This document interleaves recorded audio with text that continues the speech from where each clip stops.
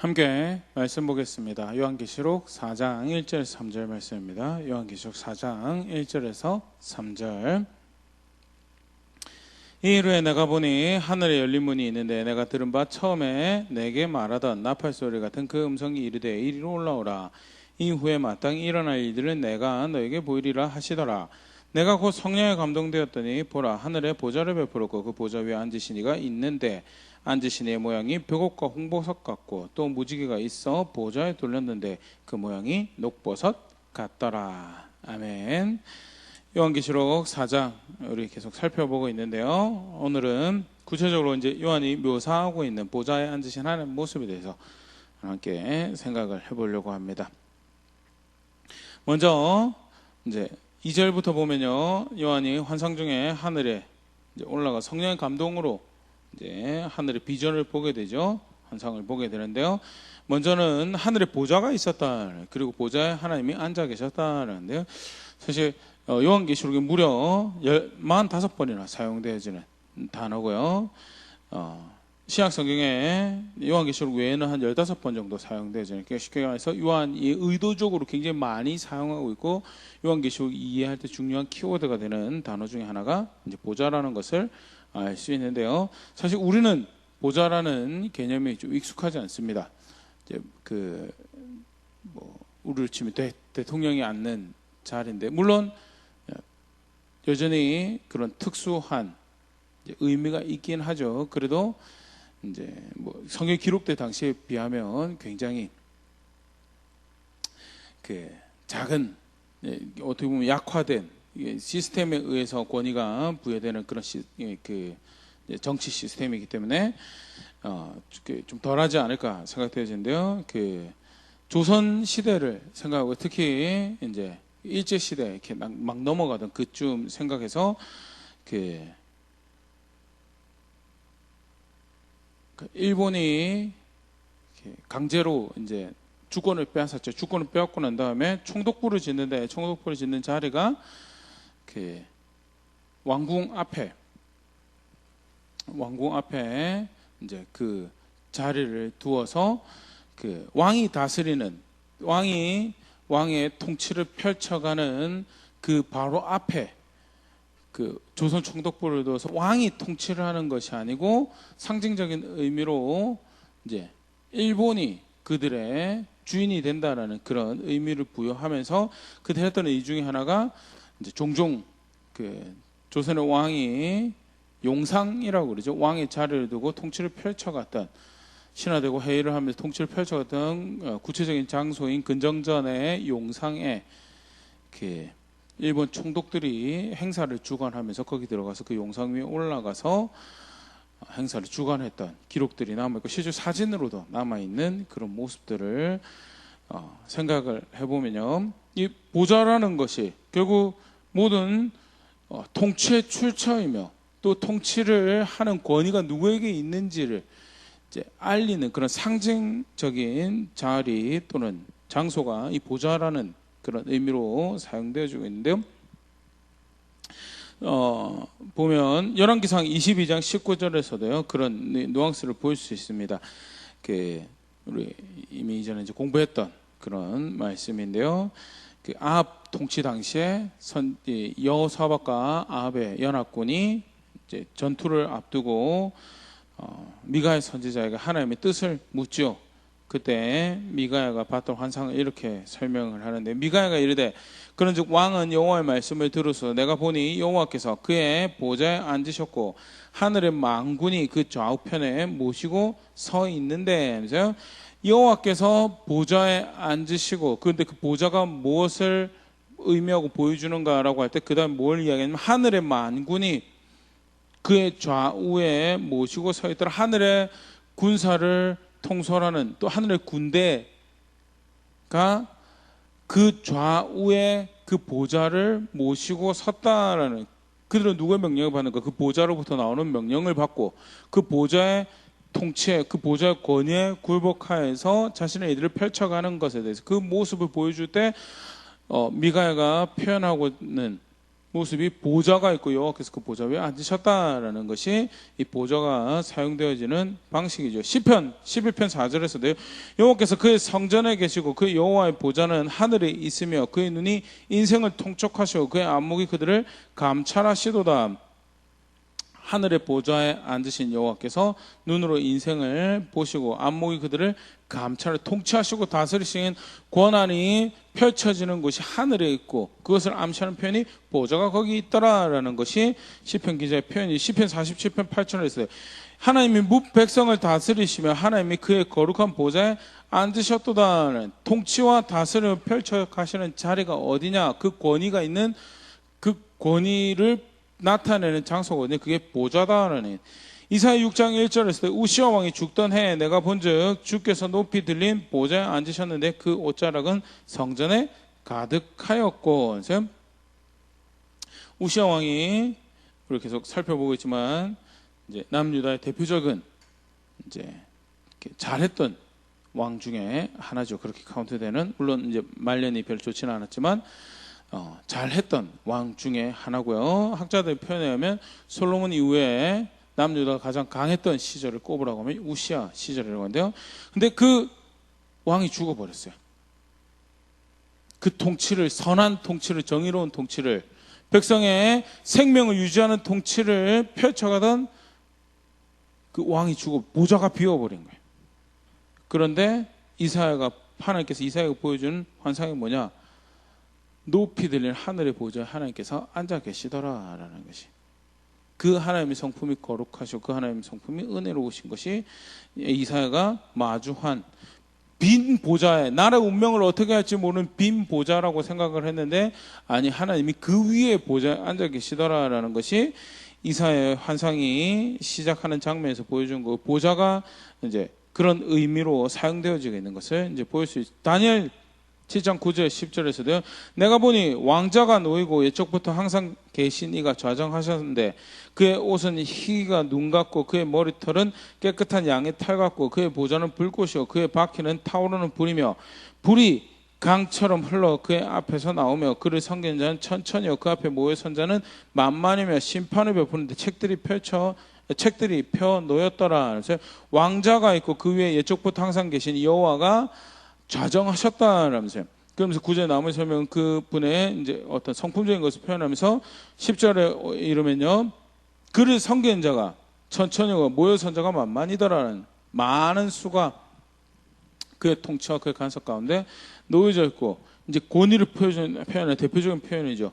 심판을 베푼다는, 심판을 베푸는 자리가 어디냐, 보좌다라는 것에 대해서 성경이 사용하고 있는, 통치자가 누구인지를 보여주는 장소가 보좌고요. 실제로 그 권위를 나타내는 장소가 어디냐, 그게 보좌고요. 여호와께서 그 보좌에 앉아 계시더라라는 것은요, 모두 이 주관하는 주관자가 누구냐, 여호와다는, 그 하나님이다라는 것을 보여주는 거죠. 실제로 이 그 비슷한 뉘앙스로 사용되는 요한계시록의 2장 13절에 보면 버가모 교회 말씀하시면 내가 어디에 사는 것을 내가 아노니 너는 거기는 사단의 권자가 있는데라. 내가 내 이름을 굳게 잡아서 내 충성된 증인 안디바가 너희 가운데 곧 사단이 사는 곳에 죽음을 당할 때도 나를 믿는 믿음을 저버리지 아니하였도다 하면서, 사단의 권자라고 할 때 1차적으로는 이제 실제적인 사단의 권자를 생각합니다. 이제 버가모에 있었던 큰 신전, 다양한 신을 한꺼번에 여러 섬길 수 있는 큰 신전이 있었던 것에 대해서, 재단이 있었던 것에 대해서 이제 연상을 할 수 있는 모습으로 학자들이 해석. 두 번째는요, 그만큼 사단의 힘이 강했다라는, 사단의 힘이 강하고 권위를 가지고 있었던 곳이다라는 의미에서 이 사단의 권좌나 보좌라는 의미를 해석을 하고요. 그런 의미에서 요한계시록 다시 4장 2절에 와서 하늘에 보좌가 있는데 하나님께서 거기 앉으셨다라는 그 표현은요, 모든 이 통치의 출발이 어딘 줄 아느냐, 바로 이 하나님이다. 그가 그렇게 권위를 가지신 주권자이시다라는 것을 사실은 이제 보여주는 그런 표현이죠.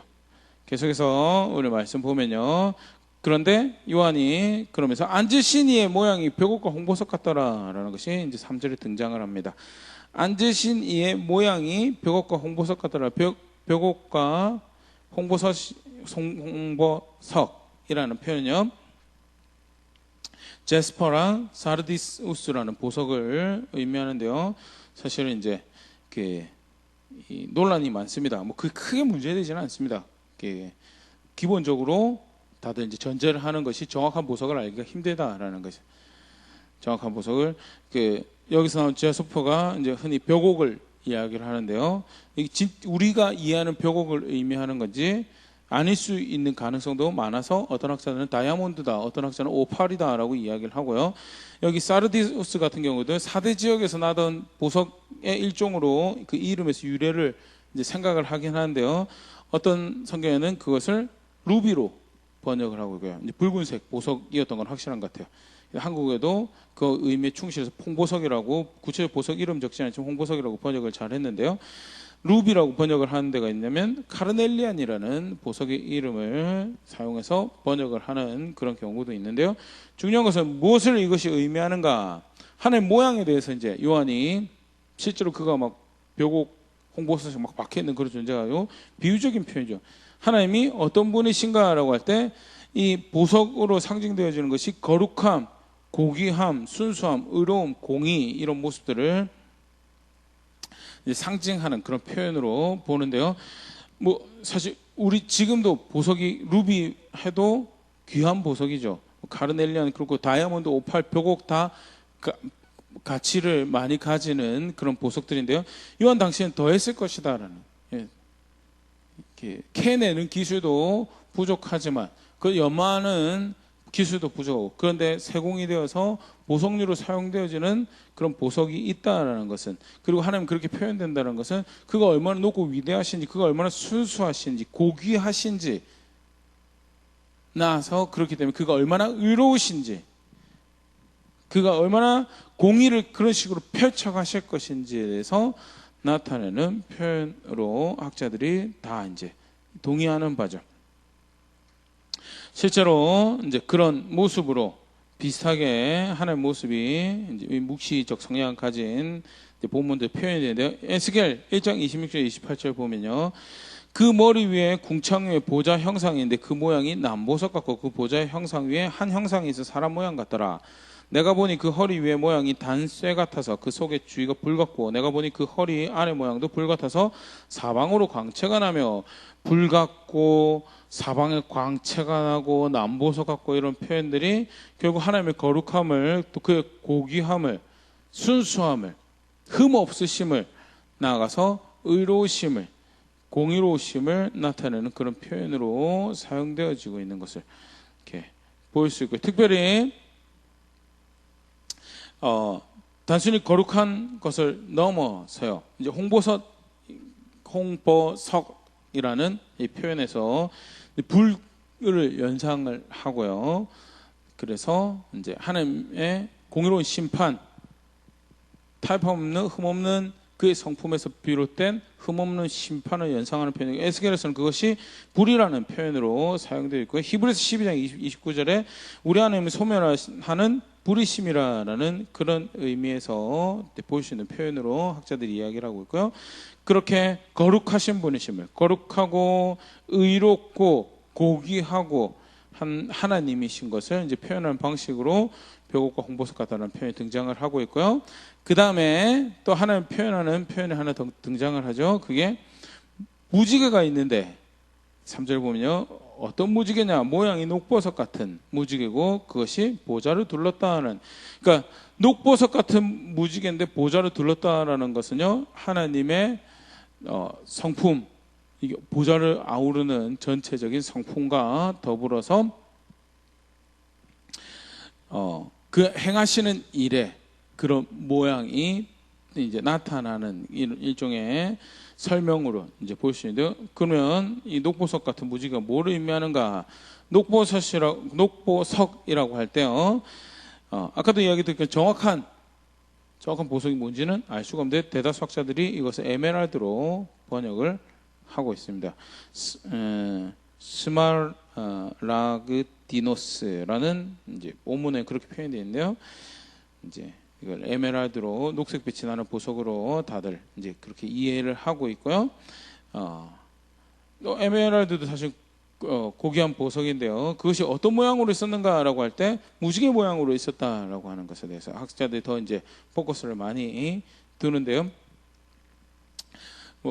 이 편지를 기록한 요한에게도 그렇지만 유대적 배경에서 무지개는 사실 뚜렷하게 기억나게 하는 사건이 하나 있죠. 그게 노아에게 주신 무지개를 통해서 이제 더 이상 홍수로 내가 심판하지 않겠다라고 하는 창세기 9장 11절 13절 말씀 보면요. 내가 너희와 언약을 세우리니 다시는 모든 생물을 홍수로 멸하지 아니할 것이라. 땅을 멸한 홍수가 다시 있지 아니하리라. 하나님이 이르시되 내가 나와 너희와 및 너희와 함께하는 모든 생물 사이에 대대로 영원히 세우는 언약의 증거는 이것이니라. 내가 내 무지개를 구름 속에 두었나니 이것이 나와 세상 사이의 언약의 증거니라.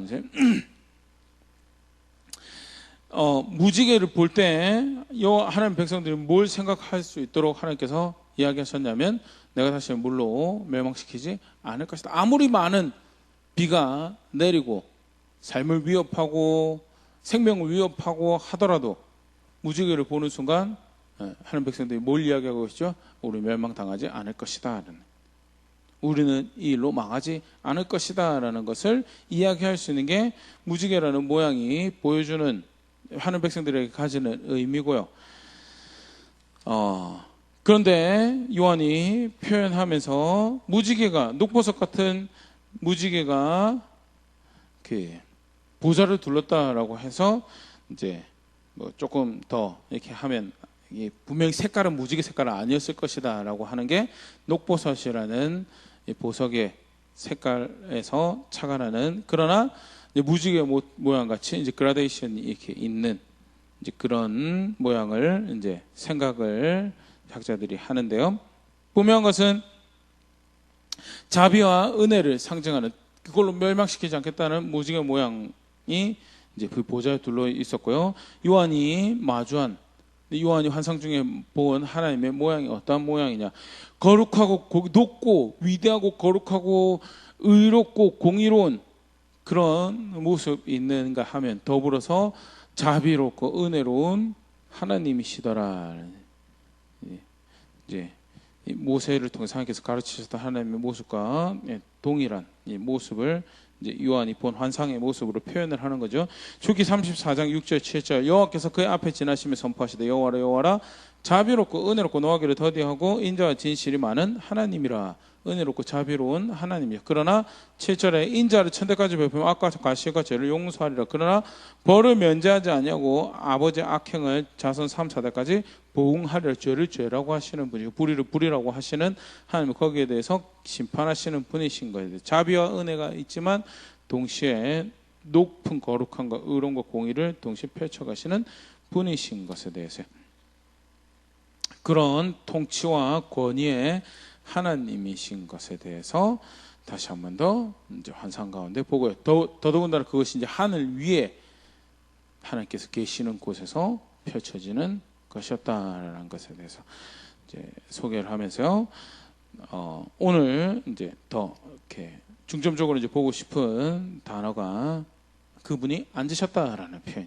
당연히 보좌가 있으니까 앉아 계시겠죠. 그런데 요한이 사용하는 표현이 뭐냐면 현재형이다라는.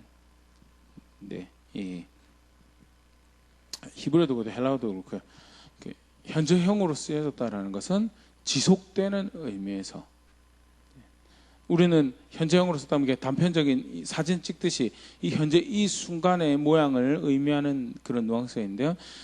헬라어는 동작의 의미에서 계속 현재인 거예요. 계속 앉아있는 상태에 있는 것이 그것이 앉아있다라는 표현에 2절에 등장하고 3절에 등장하는데 2절에도 그렇고 3절에 동일하게 지속적으로 현재형으로 그것이 표현되어 있고요.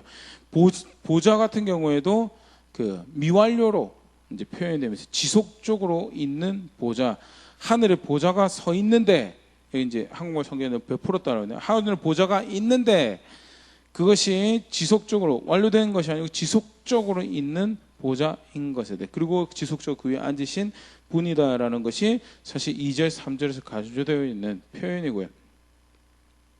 거룩하신 분이시고 자비를 베푸시는 하나님이신데 그가 통치하시는 분이시고 그가 권위를 가지신 분이신데 지속적으로 거기 계신 분이시더라는 지속적으로 모든 것이 그래서 시작되는 모든 것이 그의 손에 달려 있고 맞춰지는 모든 것이 그가 의도하신 대로 그의 간섭과 통치 아래 마무리 되어지는 그래서 여전히 지속적으로 앉아 계신 분이시다라는 게 제가 공부를 할 때 이제 신학교다 보니까 이제 학생들이나 이제 어려운 일이나 또 힘든 일 이렇게 마주하거나 여러 가지 사건 사고 당황스러운 일들을 경험할 때 반 농담 반 진담으로 이렇게 사용하는 표현 중에 하나가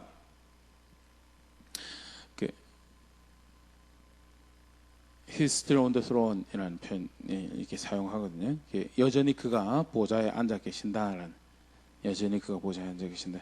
내가 비록 이 사건이 나의 마음과 나의 생각은 당황스럽게 하지만 그래도 그가 여전히 통치하고 계십니다. 이 시험이 나를 힘들게 하지만 그가 여전히 보좌에 앉아 계십니다라는 그런 표현으로 이제 그렇게 그런 표현 그런 누앙스죠.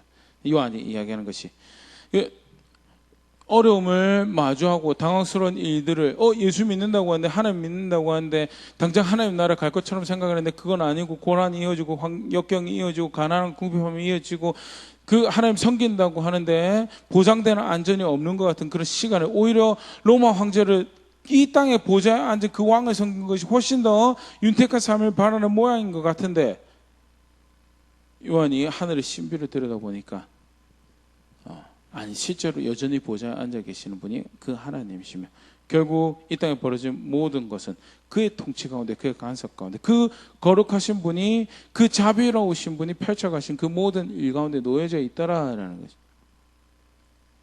성경은 이렇게 중요한 지속적으로 보좌에 앉아 계신 하나님을 가르치고 있죠. 우리가 쭉 살펴 열왕기상에도 우리 시편에도 그렇고 다니엘에도 에스겔에도 그렇고 예레미야에도 그렇고 굉장히 많이 등장하는 하나님에 관련된 편 지속적으로 보좌에 앉아 계시더는데 이 지속적으로 보좌에 앉아 계신 하나님을 에피소드에서 삶의 모양에서 이렇게 분명하게 발견했던 대표적인 모양이 아브라함이죠. 창세기 21장 33절 34절 아브라함은 브엘세바의 에센 나무를 심고 거기서 영원하신 하나님 여호와의 이름을 불렀으며 그가 블레셋 사람의 땅에서 여러 날을 지냈더라. 나 따라오면 내가 복의 근원으로 삼고 내가 너로 나라가 되게 큰 민족을 이루고 나라가 되게 할 것이더라. 얼마나 네가 복의 근원이냐면 너를 축복하는 자는 복을 받고 너를 저주하는 자는 저주를 받을 거다라고 약속을 주셨는데 그런데 24년이 지나도록 뭐 아무런 가능성도 보이지 않고 여전히 나그네로 힘이 되고 도움이 될 만한 친지들의 가족들은 너무 멀리 떨어져 있는 상황에서 그 땅에 지속적으로 이스라엘 것을 지켜가고 있던 아브라함이었고 실제로 그가 얼마나 그 땅에서 힘겨운 삶을 이어가고 있었는지를 단편적으로 보여준 사건이 창세기 21장에 기록되어 있는데 그 블레셋의 아비멜렉 장관이 이제 아브라함에게 우리로 언약을 맺자라고 하면서 네가 이 땅에서 거주하고 살아가는 권한에 대해서 우리가 너에게 해를 입히지 않고 약조를 맺을 테니 너도 우리에게 그런 관계 가운데 우리 평화를 만들자라고 약조를 맺으러 왔을 때 아브라함이 그런 이야기를 하면 내가 우물을 빼앗겼는데 우물에 대해서 내 권리를 주장하지 못했던 일들이 있었다라고 하는 자기가 파는 우물이고요. 거기서 물을 공급받을 수 있는 모든 힘과 능력과 수고를 기울인 것은 아브라함이었지만 자기 권리를 주장하지 못해요. 왜? 나그네로 그 땅에 머물고 자기 땅이 아닌 곳에 머물고 있었기 때문에. 그래서 그것을 빼앗기 때문에 그 권리를 주장하지 못하고요. 권리를 주장하고 싶어도 혹여 더 큰 분쟁과 갈등을 만들어서 자기가 자기 가족 위협이 될까요? 시도도 할 수 없는 그런 상황에 살고 있었죠. 그 히브리서 11장 15절 16절의 표현에 의하면요. 15절을 보면 그들이 나온 바 본향을 생각하였더라면 돌아갈 기회가 있었으려니와 이제 돌아갈 수 있었어요. 나그네의 시간을 이렇게 뒤로 하고 가족들을 하다못해 하란이라도 돌아갈 수 있는 기회가 있었던 것이 아브라함인데 그렇게 하지 않았죠. 하나님 말씀 신뢰해서 그걸 믿어서 그 땅에 계속 머무는 싸움을 했었고요. 그리고 좀 전에 읽었던 창세기 22장 33절 34절 말씀에서 비로소 그때 하나님이 아브라함이 그 땅에 전혀 아브라함이 생각지 못했던 시간에 생각하지 못했던 방법으로 그 땅에 살아가는 권리에 대해서 보장을 받는 사건이 기록이 되어 있고, 그래서 아브라함의 반응이 뭐냐면 내 하나님이 지속적으로 보좌에 앉아 계신 영원하신 분이시구나라는, 여전히 그가 통치하시는 그 역사에서 내가 살아가고 있구나라고 영원하신 여호와의 이름을 그 사건을 마치고 부르고, 34절 그가 블레셋 사람의 땅에서 여러 날을 지냈더라네. 뭐 육체적 환경으로는 뭐 약조를 맺긴 했지만 나아진 것이 별로 없는데, 그럼에도 아직까지도 딱 한마디 가지지 못했던 시절이지만 영원하신 하나님이 통치하고 있는 그 역사를 살아가고 있다는 사실이 그에게 격려가 되고 위로가 되고, 그래서 블레셋 사람의 땅에서 여러 날을 지냈더라라고 표현되어지고 있는 게 그가 아브라함이 마주했던 지속적으로 보좌에 앉으셔서 그 뜻과 그 통치를 펼쳐가시는 하나님이었다라는 것이죠. 시편 또 비슷한 예를 한 가지 더 볼 수 있는 게 아까 잠깐 언급되었던 이사야의 경우죠. 굉장히 그 이사야가 우시아 왕이 죽던 해 받았던 충격을 이렇게 생각을 해보면요, 그 당시에는 왕의 운명이고 백성의 운명이었죠. 그래서 선한 왕, 의로운 왕, 정직한 왕, 바른 왕, 힘센 왕을, 능력 있는 왕을 얻을 수 있으면 그것은 바로 백성의 삶으로 지켜야 되어서 백성이 부를 누리고 복주를 누리고 안전을 누리는 것과 직결되어지는, 사실 뭐 지금도 마찬가지예요. 근데 지금은 그래도 법이라는 것이 좀 더 있는데 그 당시에는 좀 더 왕명이 결국 사실은 모든 인생을 결정하는 시대였기 때문에. 그런데 우시아 왕이 죽던 해에 여러 가지 복잡한 신경이 더 들 수 있어서, 더군다나 우시아 같은 경우는 잘하다가 이제 교만해가지고 벌받아서 죽은 왕의 케이스였기 때문에 누가 우리를 위할고, 누가 우리의 안전이 두고, 누가 우리의 구원이 두고, 우리가 우리의 보호가 될까라고 할 때 이사야가 마주했던 것이 보좌에 앉으신 하나님이고요. 그리고 그분이 거룩하시다라는 거죠. 인생의 어떤 모습과 상관없이 하나님으로서의 그의 통치를 펼쳐가실 수 있는 구별되어진 강한, 그래서 이사야서에서 하나님 표현하는 대표적인 표현 중에 하나가 이스라엘의 거룩한 이다라는 것이요. 이사야가 이 비전을, 이 환상을 보고 난 다음에 하나님에 대한 자신의 이해를 고백하는 모습인데요. 그러고 난 다음에 그 보좌에 앉으신 하나님 마주하고 나니까 이제 하나님이 이사야 6장 8절 보면 초청을 합니다. 내가 또 주의 목소리를 들으니 주께서 이르실 때 내가 누구를 보내면 누가 우리를 위하여 갈고, 그때 내가 이르되 내가 여기 있나이다 나를 보내소서 하였더니, 이제 기꺼이 그 통치 가운데 살아가는 그 삶을 내가 살아가겠습니다라고 드리는 자리에 가더라는. 아브라함도 그랬죠. 사실 영원하신 하나님 마주하고 나니까 블레셋 땅도 이 땅도 내가 살아갈 만한 땅입니다. 당신께서 당신의 약속이 여기 있고 당신의 말씀이 여기 있다면 내가 이곳에서 살아갈 것입니다라는 고백을 하셨다면, 이사야 같은 경우도 그 보좌를 마주하고 나니까 내가 여기 있습니다 나를 보내소서, 그 뜻이 펼쳐져 간 자리에 내가 있겠습니다 하는, 그게 지속적으로 보좌에 앉으신 하나님을 아는 고백이었죠. 이사야가 내가 여기 있습니다 나를 보내소서, 내가 그 통치를 신뢰합니다라고, 우시아의 능력이 우리의 보호와 안전이 되었던 것이 아니고 결국 그 위에 보좌에 앉아 계신 하나님이 우리의 안전과 보호와 구원이 되었음을 내가 압니다. 그 뜻이 있는 곳에 나를 보내소서라고 이야기할 때 이사야가 마주했던 결과는요, 거절당하고 비난당하고 수치와 모욕을 감수하는 벌거벗은 사역을 했었어야 되고, 결국 전승에 따르면 이제 토백혀서 이제 순교하는 자리에 이르기까지 가는데요. 그럼에도 불구하고 어떻게 그 자리까지 갈 수 있었는가를 학자들이 이야기할 때 보좌에 앉으신 거룩하신 하나님을 만났다라 봤다라는. 이사야는 적어도 누가 보좌에 앉아 있는지 분명히 알고 있고 지속적으로 그가 통치하시는 분이심을 보았다라는 사실에서요.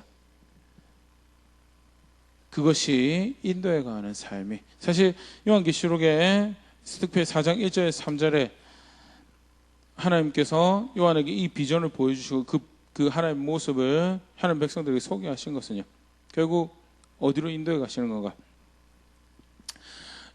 로마의 압제가, 사원과 사건의 압제가 너의 행복을 위협하고 너의 복지를, 너의 안전과 구원을 위협하고, 그래서 차라리 이 땅에 있는 어떤 누군가와 원만한 관계를 가진 것이 훨씬 낫겠다라는 착각이, 그런 미혹이, 이 땅의 평화를 위해서 그렇게 살아가는 것이 훨씬 더 지혜롭겠다라는 그런 속임이 밀려들 때 보좌에 앉으신, 지속적으로 보좌에 앉아서 통치를 펼쳐가신 그 하나님을 신뢰하고 그랬다는 것이 훨씬 더 가치 있는 선택을 만드는 것임에 대해서, 그걸 시편 40편 10절 11절에는 이렇게 표현하고 있어요. 이르시기를 너희는 가만히 있어 내가 하나님 됨을 알지어다. 내가 문나라 중에서 높임을 받으리라. 내가 세상 세계 중에서 높임을 받으리라 하시도다. 만군의 여호와께서 우리와 함께 하시니 야곱의 하나님은 우리의 피난처시로다. 셀라. 하나님 백성으로 있어야 할 자리에 여전히 그 자리에 있어서 그가 우리의 하나님 됨을 알아라. 여전히 그는 통치하고 계시기 때문에 하나님 백성으로서 지켜야 할 자리를 여전히 지켜가는 그의 말씀이 나의 삶의 걸음의 방향이 되고 지침이 되고 법이 되는